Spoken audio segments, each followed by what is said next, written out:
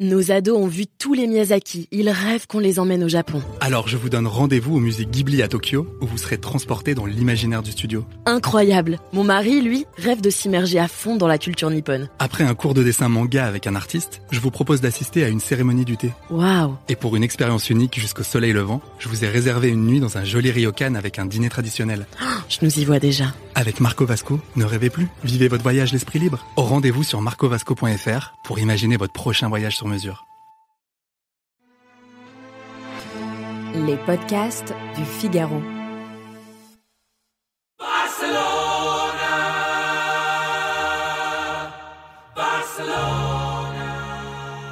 Les premiers Jeux Olympiques dont je me souviens, c'est ceux de Barcelone en 1992.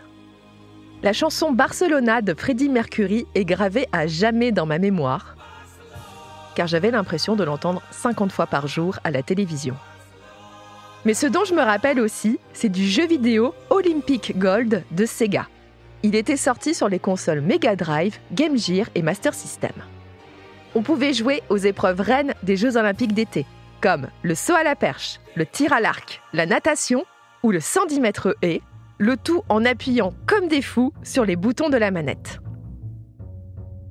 Il y a eu une sacrée histoire d'amour entre les Jeux Olympiques et les jeux vidéo. Mais alors, pourquoi est-ce qu'on n'a pas de jeux vidéo officiels pour Paris 2024 ? Ils sont où, mes Parisian Games ? Allez, venez, je vous explique tout en 5 minutes. Remontons 40 ans en arrière. Nous sommes en 1984.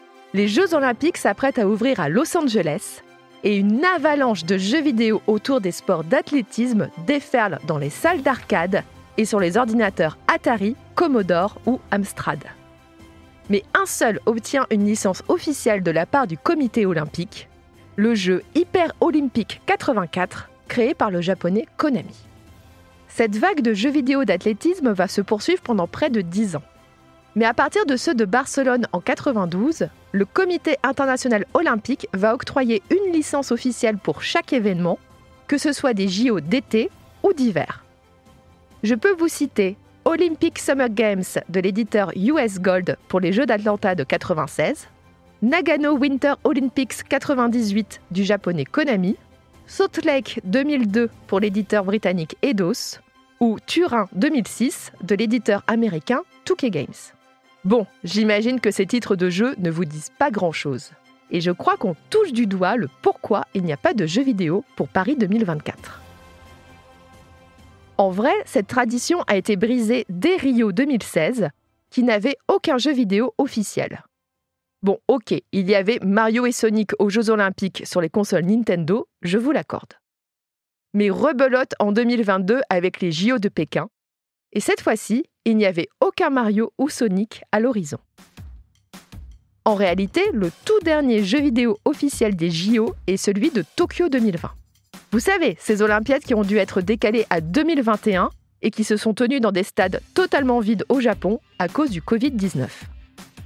Ce jeu édité par Sega est sorti au Japon en 2019, mais il a dû attendre 2021 pour sortir ailleurs dans le monde. Ses scores de vente n'ont pas été terribles et c'est probablement pour ça que nous n'avons pas de jeu vidéo officiel Paris 2024. Plus largement, concevoir un jeu vidéo de qualité en 2024, ça prend au grand minimum de 4 à 5 ans et cela coûte extrêmement cher. Entre les coûts de développement et le marketing, cela se chiffre en dizaines, voire centaines de millions de dollars. Et dans le cas des JO, il faut ajouter le coût de la licence officielle qui doit être assez élevé. Utiliser les vrais noms et reproduire les vrais visages des athlètes, cela coûte aussi de l'argent. Il faut donc vendre beaucoup de jeux pour rentrer dans ces frais.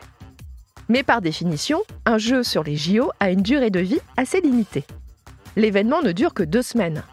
Et c'est compliqué d'inciter le consommateur à acheter un jeu sur les JO quand ces derniers sont terminés et qu'on est tous passés à autre chose. Aussi, un jeu sur les JO implique une grande diversité d'épreuves. Entre l'athlétisme, la natation, le cyclisme, l'équitation, le beach-volley ou bien le ping-pong. Et c'est plutôt compliqué de réussir à proposer une adaptation réussie en jeu vidéo pour toutes ces épreuves. Les joueurs sont devenus exigeants et ils veulent de la qualité. C'est pourquoi les jeux de sport les plus populaires du marché se concentrent sur un seul sport, comme le basket ou le football.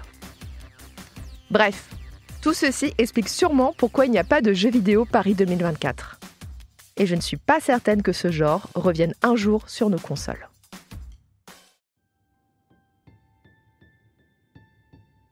Merci d'avoir écouté Question Tech. Je suis Chloé Voitier, journaliste au Figaro Économie. Si cet épisode vous a plu, n'hésitez pas à le partager autour de vous et abonnez-vous au podcast Question Tech pour ne pas rater nos prochaines publications. Vous pouvez retrouver Question Tech sur le site du Figaro, sur Figaro Radio, mais aussi Spotify, Deezer ou Apple Podcasts. Et n'oubliez pas, dans la tech, il n'y a pas de questions bêtes. À bientôt.